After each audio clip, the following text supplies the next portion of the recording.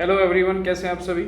जैसे कि आप जानते हैं कि आज है 12 जुलाई और 12 जुलाई 2025 आज हुआ है जेबीटी डेट। ठीक है जी। और ये जो वीडियो हम बना रहे हैं यहाँ पर अभी, ये वीडियो रिकॉर्डेड वीडियो है। इसमें जेबीटी डेट का जो मैथ वाला सेक्शन है ये पूरा कंप्लीट हमने सॉल्यूशन दिया है। ठीक है, आप देख सकते हैं कि क्वेश्चन हम यहाँ पे सोल्व करने वाले हैं अभी, और उसका बेस्ट जो तरीका होगा वो आपको पता चल जाएगा कि इसको करने का बेस्ट तरीका क्या था, और आप उसके आंसर भी आप मैच कर सकते हैं। ठीक है, तो वीडियो ज़्यादा लंबी ना बने, मैं इसको जल्दी सॉल्व कर रहा हूँ। एक एक करके क्वेश्चन सॉल्व करेंगे भाई, एक एक करके देखते हैं। क्वेश्चन नंबर जो 91 था, ये आप सीरीज देख लेना आपकी कौन सी थी, कैसे थी। 91 में क्वेश्चन में कहा गया कि अगर 8a इक्वल टू 35 का स्क्वायर माइनस 27 का स्क्वायर है, तो अगर आपको पता है कि जब दो नंबर, इसमें फॉर्मूला कौन सा लगेगा, ए स्क्वायर माइनस बी स्क्वायर का, ये होता है ए प्लस बी और इंटू ए माइनस बी का। तो अगर यहाँ पे 8a लिखा है इक्वल टू, तो 35 का स्क्वायर यानी कि 35 में 27 एक बार ऐड करूँगा और 35 में 27 एक बार माइनस करूँगा। आपको पता है 8a इक्वल टू ये तो हो जाएगा कितना 62 और इंटू ये हो जाएगा 8। 35 माइनस 27 कितना हो जाएगा,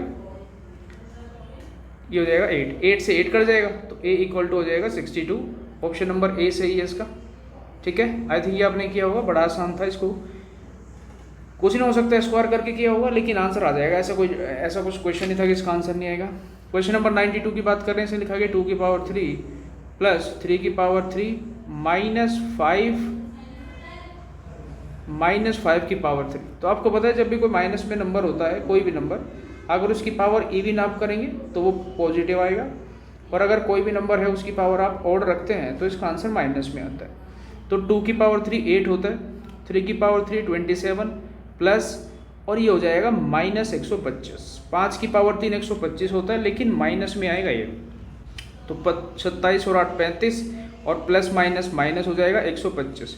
35 में से 125 माइनस करेंगे तो आप छोटे में से बड़ा घटा रहे हो तो माइनस में तो आएगा, लेकिन आंसर आएगा 90। तो माइनस 90 आंसर आएगा। ऑप्शन नंबर बी इसका एकदम करेक्ट है। वर्ग अंतराल ये आपने पढ़े होंगे जब आपने क्लासेस वगैरह कहीं पे देखी होगी। वर्ग अंतराल क्या होता है, आपको कोई भी जो नंबर दिए गए हैं उनका जो बीच का नंबर होता है वही होता है इनको वर्ग अंतराल, यानी कि इनको दोनों को जोड़ के आधा करना होता है। तो दोनों को जोड़ूंगा तो 330/2 आएगा, 165 इसका आंसर हो जाएगा। बी ऑप्शन सही है, दोनों को जोड़ के आधा करते हैं वही उसका वर्ग अंतराल होता है। अब एक आगे क्वेश्चन में आ जाता है उसका क्षेत्रफल बताइए। तो अब आयत का क्षेत्रफल है तो उसका लंबाई गुना चौड़ाई उसका एरिया फॉर्मूला होता है एरिया का। लंबाई कितनी है 1.25 है, यानी कि 125 सेंटीमीटर है, और इसको मीटर में बनाऊंगा तो 100 से गुणा कर दूंगा, और इंटू 70 सेंटीमीटर है, नीचे इसको 100 से भाग करके मीटर में बना दूंगा। क्यों बनाऊंगा मीटर में, देखिए ये वाला ऑप्शन मीटर में है, ये वाला ऑप्शन मीटर में है, ये वाला मीटर में है, तो मेरा आंसर जो है मीटर में आना चाहिए, इसलिए मैंने इनको मीटर में बना दिया। तो 125 गुणा 70 करूँगा तो कितना हो जाएगा, 1 0 से तो मैं 0 ये हटा देता हूँ, 7 में करूँगा तो यह आ जाएगा 875। 875 गुणा 100 और 1 0 ये वाली लग जाएगी, यानी कि 3 अंक छोड़ के दशमलव लगेगा, तो 0.875 मीटर स्क्वायर बन जाएगा। ऑप्शन नंबर सी इसका सही होगा। देखने में लगेगा आपको बी, बट ध्यान रखना वो 87.5 जो है सेंटीमीटर नहीं हो, मीटर में बनाना पड़ेगा, इसको डिवाइड करना पड़ेगा 1000 से। तो सी आंसर इसका सही है, आई थिंक कर दिया होगा। आपको पता है पूर्ण कौन कौन सा होता है, क्वेश्चन नंबर 95 में कंप्लीट एंगल जिसको बोलते हैं, कंप्लीट एंगल होते हैं जी 360 डिग्री, 360 डिग्री, और सरल कोण यानी कि स्ट्रेट एंगल होता है 180 डिग्री। तो इसने कहा कि 360 का 5/6 निकाल के बताओ कितना होगा। 6 से कट जाएगा ये 60 बार, 6 गुणा 5 करेंगे 30, 1 0 लग जाएगी, तो 300 डिग्री हमारा हो जाएगा। बी ऑप्शन इसका बिल्कुल सही है, 300 डिग्री इसका हमारा पूर्ण कोण का 5/6 भाग हो जाएगा। बहुत आसान से क्वेश्चन है। क्वेश्चन नंबर 96 देखिए, ये रेस के क्वेश्चन है, रेस के कह लीजिए या फिर एलसीएम एचसीएफ के कह लीजिए।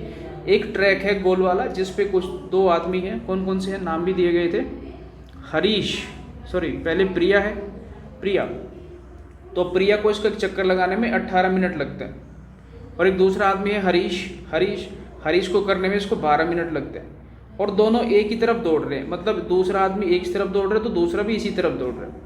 तो आपको पता है, जैसे अगर थोड़ा समझाऊँ मैं आपको, वैसे तो आपने किए होंगे, बट अगर आप इसको जैसे कोई भी मैं करता हूँ प्रिया की बात, तो जब ये यहाँ पर आएगी ऐसे 18 मिनट कंप्लीट हो चुकी होगी, फिर 18 में तो दूसरा नंबर तो सिर्फ 12 ही चला होगा, मतलब पीछे होगा थोड़ा से। अब जो है ये 36 मिनट में फिर से दूसरा यहाँ पर दूसरा चक्कर यहाँ पे पहुँच जाएगी 36 मिनट पे। और आपको पता है जो हरीश है ये भी 36 पे पहुँचेगा। क्यों पहुँचेगा? क्योंकि 12 के पहाड़े में वो भी आएगा। बेसिकली होता कुछ नहीं है, जो इनका एलसीएम होगा ना तो इतने मिनट के बाद ये फिर से मिलेंगे। तो 18 और 12 का जो एलसीएम होता है उतनी मिनट के बाद ये दोबारा मिलते हैं। दोबारा मिलना मतलब एलसीएम, जो एलसीएम होगा। तो 18-12 का एलसीएम 36 मिनट है, मतलब 36 मिनट पे जब भी होंगे दोनों एकदम स्टार्टिंग पॉइंट जहाँ से इन्होंने दौड़ना शुरू किया है वहाँ पर ये फिर से मिल जाएंगे। 18-12 का एलसीएम। एक द्विघात बहुपद है k-1 k² प्लस kx+1 का एक शून्यक। शून्यक का मतलब एक इसका जो फैक्टर है वो -3 है। जब भी कोई शून्यक होता है मतलब ये होता है कि अगर मैं उसकी वैल्यू रख दूँ तो वो 0 बन जाता है। तो बना के देखते हैं। k-1 x की जगह में -3 रखूँगा तो ये -3 का स्क्वायर हो जाएगा प्लस k इंटू -3 और +1। तो k-1 तो रहेगा लेकिन ये 9 हो जाएगा। -3 का स्क्वायर, अभी थोड़ी देर पहले मैंने बताया नेगेटिव नंबर का स्क्वायर भी पॉजिटिव हो जाएगा, प्लस ये हो जाएगा -3k और +1। इस 9 के अंदर मल्टीप्लाई करनी पड़ेगी तो ये हो जाएगा 9k -9 प्लस और -3k +1। कितना हो जाएगा ये? 9k -9 प्लस -3k और +1 तो बराबर 0 है भाई। ये सारी 0 क्या है? बराबर 0 है, क्योंकि शून्य हम की वैल्यू रख रहे हैं, फैक्टर की वैल्यू। तो 9k -3k 6k और +1 -9 -8 बराबर है 0 के। तो 6k बराबर है 8k, तो k बराबर होगा 8/6। 2 से करूँगा तो 4, 2 से करूँगा तो 3, 4/3। ये ऑप्शन इसका सही आंसर हो जाएगा, 4/3। आई थिंक समझ में आ गया होगा। बस करना क्या है, जो फैक्टर होता है, जो भी शून्यक होता है उसको इसमें रख दो और उसके बराबर 0। शून्यक का मतलब ये होता है कि इसकी वैल्यू अगर मैं इस इक्वेशन के अंदर रखूँगा तो ये शून्य बन जाएगा, ये 0 हो जाएगा। तो मैंने इसकी वैल्यू जब यहाँ पे रखा तो ये बराबर किसके रख दिया? 0 के। वही शून्यक होता है। थोड़ा सा कैलकुलेशन वाला पार्ट आप समझ सकते हैं, बट ऐसा नहीं है कि होना नहीं चाहिए था, बड़ा आसान क्वेश्चन था। इसने कहा कि क्वेश्चन नंबर 98 में कि यदि x + 2y 75 है तो x और y के संभावित मान क्या होंगे। भाई इतना आसान है, या तो आप इसको इक्वेशन को छेड़ो मत, ऑप्शन से कर दो। अगर मैं x की जगह 35 रखता हूँ, देखो पहले इक्वेशन लिख देता हूँ, x + 2y बराबर 75 है। आप मेरे को बताओ अगर मैं ये वाला ऑप्शन उठा के यहाँ पर रखूँ तो इसका मतलब है कि x की जगह क्या रखूँ? 35 प्लस 2y की वैल्यू 15 करूँगा तो 2y कितना हो जाएगा? 30। तो ये तो जुड़ के 65 आ रहा है, इसका मतलब ये ऑप्शन नहीं है। तो दूसरा ऑप्शन रख देता हूँ यहाँ पर, x की जगह क्या रखूँ? 25 प्लस फिर 2y 25 का मतलब 25 दूनी 50 बराबर कितना आ रहा है? 75। और ये इक्वेशन में कह रहा है कि ये 75 होना चाहिए, तो ये तो इक्वेशन मैच हो गई। इसका मतलब क्या हुआ? इसका मतलब भाई कुछ नहीं हुआ, यही हुआ कि बस यही आंसर है। ऑप्शन में से x की और y की वैल्यू रखा था तो यहाँ पे अगर आ गया तो ठीक है, नहीं तो बल्ले बल्ले। क्वेश्चन नंबर 99, इसने कहा कि अल्फा और बीटा जो समीकरण है इसके 2 रूट है, रूट होते हुए जिनको मूल बोलते हैं। इक्वेशन क्या होती है आपको पता है कि जब भी कोई क्वाड्रेटिक इक्वेशन होती है तो ये होती है ax² plus bx plus c बराबर 0 के। और जो क्वेश्चन में हमें इक्वेशन दी उसको भी लिख लेते हैं। ये है 2x² माइनस 3x - 6 बराबर 0 के। तो यहाँ से अगर आप कंपेयर करेंगे, बताइए a की वैल्यू कितनी है? a की वैल्यू है 2। b की वैल्यू कितनी है? b की वैल्यू 3 नहीं है भाई, माइनस लिखना होता है, इसको ध्यान रखना बस। c की वैल्यू कितनी है? c बराबर है -6 के। अब चलते हैं क्वेश्चन में, इनकी वैल्यू ध्यान रखना, इसकी ज़रूरत पड़ेगी भाई, इसकी ज़रूरत पड़ेगी। इसने कहा कि इसकी वैल्यू बताओ, यानी कि इसने कहा कि 1/α प्लस 1/β की वैल्यू बताइए। तो हम बता दो दे वैल्यू, पर ये है कितना, इसको सोल्व करना आता है आपको। क्रॉस मल्टीप्लाई करते हैं, b + α नीचे हो जाएगा अल्फा बीटा, या अल्फा बीटा लिख लो, कोई दिक्कत नहीं है, ये हो जाएगा भाई। यानी कि ये है दो मूलों का योग या 2 रूट्स का सम, और ये क्या है? ये गुणा है। आपको पता है अगर कोई इक्वेशन होती है क्वाड्रेटिक इक्वेशन तो उसके जो रूट्स होते हैं उनका सम कितना होता है? ये होता है -b/a। तो अगर मैं इनका सम निकालूँ तो कितना होगा? -b कितना है यहाँ पर? -b की वैल्यू कितनी है? 3, और a कितना है? 2 है, तो यहाँ पे लिख दिया। इसका आंसर हो जाएगा 3/2। और अगर इनकी प्रोडक्ट निकालूंगा तो कितना होता है? ये होता है c/a। तो c कितना है? -6, a फिर से कितना है? 2 है, तो इसका आंसर आएगा -3। तो बस हमें जो पूछा है क्वेश्चन में इसकी वैल्यु हम निकाल लेते हैं आराम से। हमें पूछा क्या गया है? पूछा गया है कि अल्फा प्लस बीटा और नीचे अल्फा बीटा कितना होगा। अल्फा प्लस बीटा कितना है? 3/2, नीचे हो जाएगा -3। अगर आपको सोल्व करना आता है तो ये हो जाएगा 3 और 2 इंटू -3, 3 से 3 कट गया, -1 बचा, तो -1/2 सही आंसर होगा। और फर्स्ट ऑप्शन इसका सही हो जाएगा, ऑप्शन नंबर ए। ठीक है भाई, देखो ये फॉर्मूला बेस्ड होता है। अगर आपको इस क्वेश्चन में ये वाला फॉर्मूला नहीं आता कि जो रूट्स होते हैं या जो मूल होते हैं उनका सम कैसे निकालते हैं और उनकी मल्टीप्लाई कैसे निकालते हैं, तो फिर आपको दिक्कत हो जाएगी। ये वाले फॉर्मूले आपको 2 याद रखने हैं जो मैंने यहाँ पे लिखे हैं, ये वाले, ये इस फॉर्मूले बेस्ड है। ठीक है, ये चैप्टर में आते हैं, पूरा क्वाड्रेटिक इक्वेशन के कंप्लीट चैप्टर होते हैं। क्वेश्चन नंबर 100, ये वाला जो है प्रोबेबिलिटी का क्वेश्चन है। तो प्रोबेबिलिटी ऑफ किसी भी इवेंट की या किसी भी घटना की जो प्रोबेबिलिटी होती है वो क्या होती है? वो होती है कि सिंपल भाषा में, देखो लैंग्वेज में नहीं जाना, बुक वुक सब छोड़ दो, जो चाहिए वो ऊपर, जो चाहिए वो ऊपर, और कुल ऑब्जर्वेशन कितने हैं वो नीचे। अगर आपको नहीं आता तो मैं बताता हूँ। इसने कहा कि एक पासा उछाला। अगर आप एक पासा उछालते हो, पासा तो देखा होगा आपने, है कि नहीं? पासा, बस पासे कैसे देखेंगे, आजकल सब फ़ोन में आ गए, फ़ोन में लूडो खेल रहे, तो पासा भाई ऐसा होता है। पासा 6 तरीके से एक जैसे दिख रहा है, उस पर कुछ नंबर होते हैं, 1 2 3, इधर वाले पे 4 होगा, नीचे वाले 5 और उसके उधर से 6। यानी कि एक पासे में कुल ऑब्जर्वेशन कितने हो सकते हैं? 1 2 3 4 5 और 6, इसके अलावा कुछ नहीं होता। अगर आप कोई पासा उठाएंगे तो इसके अलावा कोई संख्या नहीं आ सकती। इसको हम बोलते हैं कुल ऑब्जर्वेशन। कितने हो गए? कुल ऑब्जर्वेशन हो गए 6। लेकिन हमें चाहिए क्या? क्वेश्चन में क्या बोला है? हमें चाहिए है कि ओड बताना है। इसने कहा कि विषम संख्या होनी चाहिए। तो विषम संख्या लेके लिए या तो ये होगी, या फिर ये होगी, या फिर ये होगी। यानी कि चाहिए हमें कितने? 3। कितने में से? 6 में से। तो प्रोबेबिलिटी जो इवेंट्स आएगी वो कितनी आएगी? हमें चाहिए 3, कितने में से? टोटल में से। टोटल कितने थे? 6। तो 3/6 यानी कि 1/2। तो ऑप्शन नंबर ए हो जाएगा। ये बहुत आसान क्वेश्चन है। जब आप प्रोबेबिलिटी पढ़ेंगे तो इससे अगर करेंगे तरीके से तो ये आपको दिखना शुरू हो जाएगा कि ये ऑरली भी हो सकता था, इसमें कुछ लिखने की जरूरत नहीं थी। देखिए इसमें बहुपद है, बहुपद का मतलब पॉलिनोमियल से। इसमें कहा है कि घात क्या होगी। आपको पता है किसी भी पॉलिनोमियल में जो x की हाईएस्ट पावर होती है, यहाँ पे दिख रहा होगा आपको x की पावर 4 है, तो वही इसका आंसर होगा। हाईएस्ट पावर ही उसका क्या होती है? घात होती है। ये इसका आंसर 4, उसमें कुछ लिखने की जरूरत नहीं है। गुणात्मक व्युत्क्रम क्या होता है? उल्टा कर देना, जिसको हम हिंदी में बोलते हैं कि भाई उल्टा कर दो। उल्टा का मतलब ऐसे नहीं कि 6 को 9 बना दिया, ऐसे नहीं।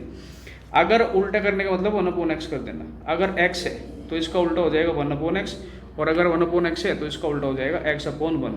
x/1 को हम x ही लिखते हैं ऐसे। तो इसने कहा कि 12/5 का गुणात्मक व्युत्क्रम बताइए, तो 5/12 हो जाएगा, उल्टा हो जाएगा। भाई बिना कुछ करे क्वेश्चन आंसर, बिना कुछ करे ऐसा। ये फ्री के क्वेश्चन है। क्वेश्चन नंबर 103, ये मैं बताता हूँ आपको।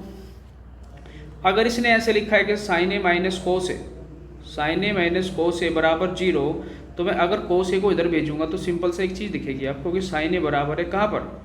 sin a बराबर है कोस ए के। और अगर आपने थोड़ी सी ट्रिग्नोमेट्री पढ़ी होगी तो आपको पता होगा दोनों कहाँ पे बराबर होता है। आपने टेबल देखी है एंगल्स की? 30 डिग्री का एंगल कितना होता है? 45 का, 60 का। तो आपने देखा होगा 45 डिग्री पे ये दोनों बराबर होते हैं, साइन भी और कोस भी। तो इसका मतलब जो ए है हमारा वो कितना है? 45 डिग्री। ए जो है वो कितना है? 45 डिग्री है। तो यहाँ पे रख देंगे sin 2a का मतलब है कि sin 2 और 45, यानी कि sin 90 की वैल्यू पूछना चाहता है तो sin 90 कितना होता है? 1 होता है, आंसर हो जाएगा। या फिर अगर आपको फॉर्मूले से करना है तो sin 2a बराबर होता है 2 sin a cos a, 2 sin a cos a, और sin a cos a बराबर है तो ये हो जाएगा 2 sin a square, sin square a, और sin स्क्वायर a की जगह रखेंगे 2 sin 45 का स्क्वायर। तो 45 होता है 1/2, तो 2 इंटू 1/√2, √2 का स्क्वायर करेंगे 1/2 आएगा। तो 2 इंटू 1/2 करेंगे, ये लेंदी हो जाएगा। ठीक है, करना नहीं है ऐसे, करना है ऐसे। मैं बता रहा हूँ कर सकते हो वैसे अगर आपको फॉर्मूले से करना है तो, बट इतना लेंदी नहीं जाना है। मैं आपको इसे हटा देता हूँ, कभी आप थोड़ा पानी वाने की जरूरत पड़ जाए। हाँ, तो ये आंसर होगा, 1 आंसर है इसका। इसने कहा कि 8 है कि, तो बहुत आसान है। 8x + 1 बराबर है 8 की पावर 2, है कि नहीं? 8 की पावर 2 कैसे भाई? 64 8 की पावर 2 ही तो होता है, 8 का स्क्वायर 64। तो जब बेस सेम है, इक्वल का निशान लगाए, इसका मतलब पावर भी सेम होनी चाहिए। तो रख देते हैं x + 1 बराबर 2 है, तो x बराबर 2 - 1 यानी कि 1। x की वैल्यू 1 होगी तो इसकी वैल्यू बता देते हैं। इसने कहा कि फिर एक काम करो, ये वैल्यू बताओ कितनी होगी। मैंने कहा पागल, x की वैल्यू 1 है वो रख दे, तो 3 की पावर 2, 3 की पावर 2 कितना होता है? 9। तो 9 इसका सही आंसर हो जाएगा बिना कुछ करें।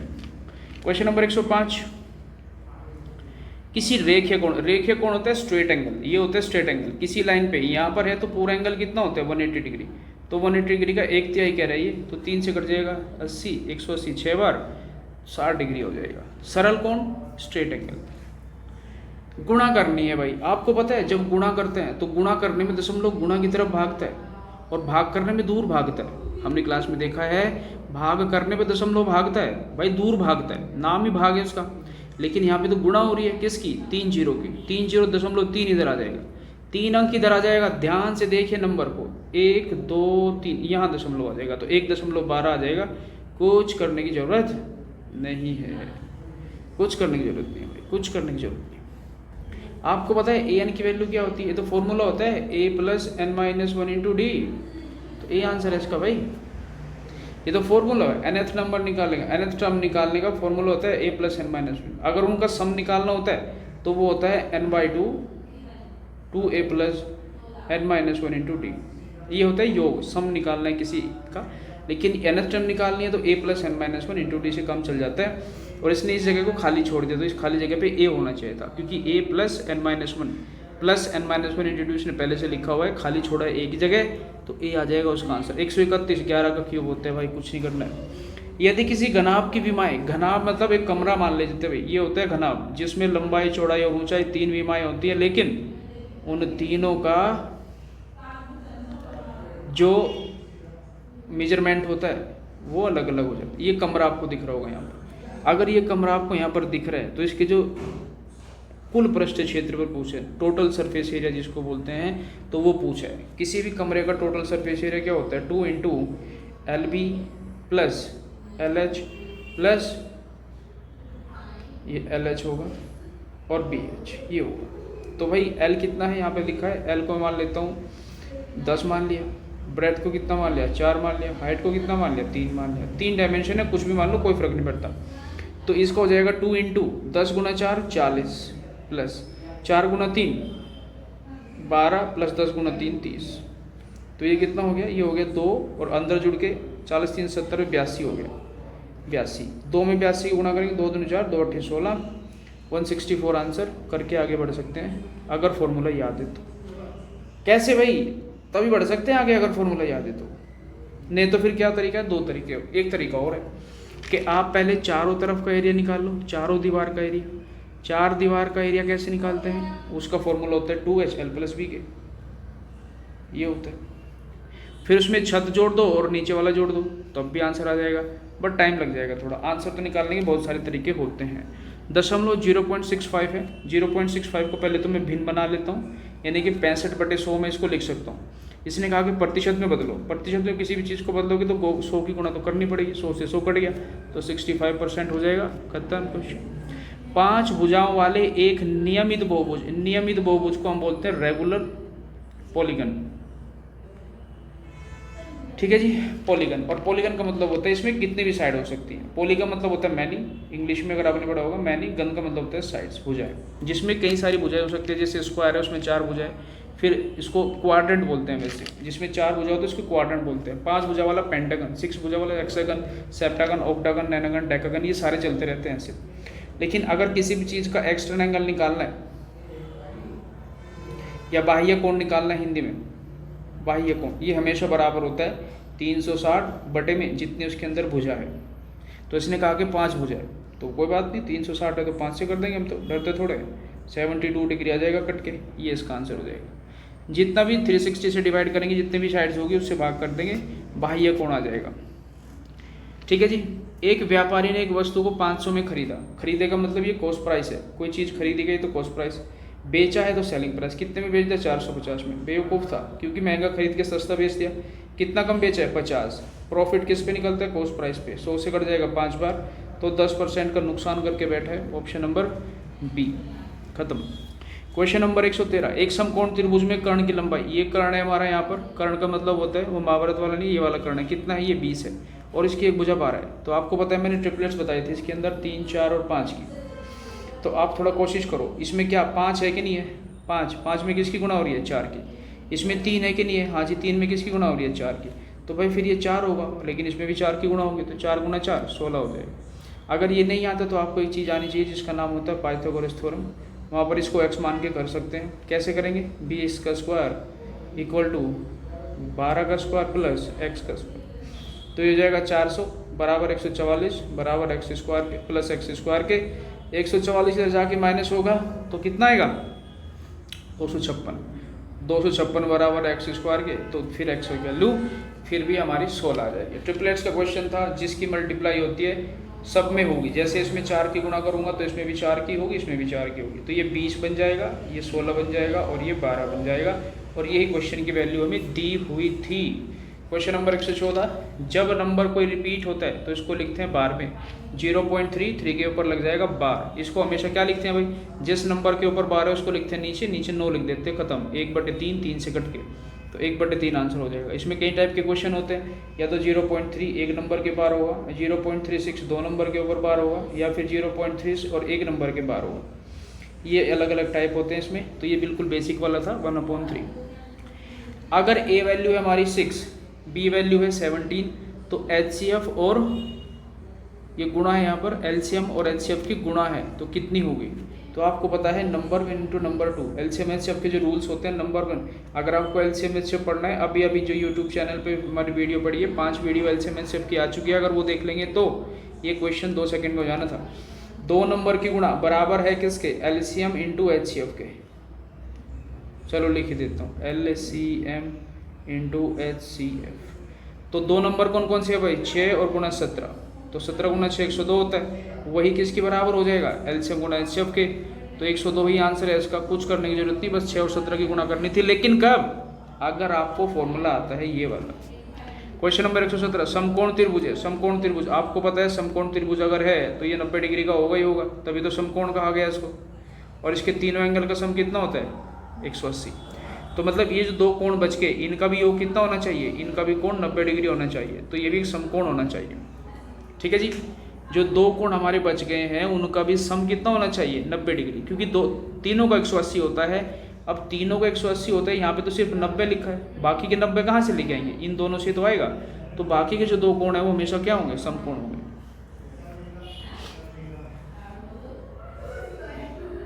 या फिर ओके, या फिर ये पूछना चाहता है कि अलग अलग क्या होंगे, मतलब एक तो 90 से कम ही रहेंगे ना, दोनों जो है वो 90 से, दोनों का सम तो पूछ नहीं रही, तो मेरे हिसाब से फिर इसका आंसर ना न्यून कोण हो जाएगा, क्योंकि दोनों जो है वो क्या होंगे? 90 डिग्री से कम होंगे। दोनों जो है वो 90 डिग्री से कम होंगे। आई थिंक ये पूछना चाहता है, एक समकोण त्रिभुज के बाकी दोनों को, हाँ न्यून कोण, मेरे हिसाब से न्यून कोण इसका आंसर होना चाहिए। घनाभ क्या होता है? घनाभ होता है, मैंने जो रूम बनाया था, रूम 3 डायमेंशन होती है इसमें। रूम में लंबाई, चौड़ाई और ऊंचाई, लंबाई चौड़ाई, जिस कमरे में आप बैठे हो उसमें भी कुछ लंबाई है, कुछ चौड़ाई, कुछ ऊंचाई है, तो त्रिआयामी। त्रिआयामी का मतलब 3 डायमेंशन होता है, तो 3D ये पूछना चाहता था। 2 आयामी नहीं है, क्योंकि 2 आयामी हमारे वर्ग आते हैं और आयत आते हैं। 4 आयामी हमें पता नहीं है, 1 आयामी कुछ होता नहीं है। 3 का स्क्वायर और 4 का स्क्वायर के बीच में कितनी प्राकृतिक संख्या है? 3 का स्क्वायर होता है 9, 4 का स्क्वायर होता है 16। कितनी प्राकृतिक संख्या है? एक 10 है, एक 11 है, एक 12 है, एक 13 है, एक 14 है, एक 15 है। तो बीच में पूछा है, बीच में 1 2 3 4 5 6, 6 आंसर हो जाएगा, 6 आंसर हो जाएगा, बीच में पूछा है। बहुलक क्या होता है आपको पता है? बहुलक होता है जो रिपीटेशन होता है, जिसको हम फ्रीक्वेंसी बोलते हैं। एक ऐसा नंबर जो सबसे ज़्यादा बार आया होगा वही उसका बहुलक होगा। आप बताइए आपको क्या दिख रहा है सबसे ज़्यादा? 3 कितनी बार आया? 1 2 बार आया है। 2 कितनी बार आया है? 1, बस 1 बार आया है। 4 देखो 1 2 3 बार आया है, और मुझे लग नहीं रहा कोई ऐसा होगा, तो जो 4 है वही इसका क्या होगा? बहुलक होगा, क्योंकि ये ज़्यादा बार आया है। बहुलक का मतलब जो ज़्यादा बार आया है, ऐसा नंबर ढूंढो जो सबसे ज़्यादा बार आया है, बहुलक, बस खत्म। 76 को, 76 है 76 को 7:5:3:4 में बांटा गया है। बांट तो देंगे लेकिन पहले जोड़ेंगे इसको। 7 और 5 12, 3 15 और 4 19, 19 से इसको करते भाग। आपको 19 का पढ़ा तो आता ही होगा, ये तो मान के चलेंगे। 19 चौक 76 होता है। जो ये 4 आया है सब में गुणा करेंगे, नहीं सब में नहीं करेंगे। सब में क्यों करेंगे? हम करेंगे सिर्फ छोटे भाग में। छोटा भाग कहाँ पे दिख रहा है आपको? ये रहा सबसे छोटा भाग, उसमें गुणा कर देंगे 4 की, 4 ते 12, ये रहा 12। ये था आपका आज का पेपर, जो आप कर सकते थे बहुत ही आसानी से। कुछ भी ऐसा नहीं था जिससे आपको डरने या घबराने की ज़रूरत हो। ठीक है, वीडियो कैसी लगी है, कुछ भी डाउट है कमेंट बॉक्स में ज़रूर बताना, और हाँ अपने दोस्तों को ज़रूर शेयर कर देना, क्योंकि आप ही अपने जो हमारी मदद कर सकते हैं। थैंक यू सो मच देखने के लिए, बहुत बहुत धन्यवाद। Tata bye bye, see you soon.